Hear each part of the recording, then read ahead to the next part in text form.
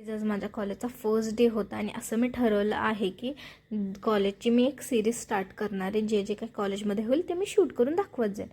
So आता मी कॉलेजमध्ये पोचलेली, बाकीचं काही शूट नाही करता आलं कारण का मिस वगैरे होते. सो डायरेक्ट मी कॉलेज सुटतानाच हे केलं आणि आज मी गाडी नव्हती आणली. सो मी रिक्षाने घरी गेली.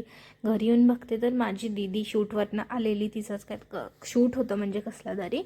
सो तिचा लुक तुम्ही बघू शकता, भारी दिसत होती. तसं वाटलंच मी तुम्हाला लास्टमध्ये तिचा फोटो वगैरे टाकीन. असं मी तर इथं अशी बसलेली, बट माझ्या दीदीने एवढा असा पसारा जी काढून ठेवलेला ना, तिला मी बोलते, अगं दिदू ते आवर पसारा नाही. ती तशीच फोन घेऊन बसलेली आणि ते कपडे आम्ही रेंटनं आणलेले.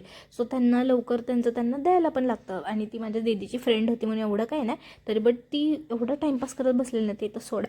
नंतर माझी बहीण आलेली, सो मी जरा बाहेर गेले तिच्यासोबत. मग आम्ही थोडंसं खाल्लं पिल्लं.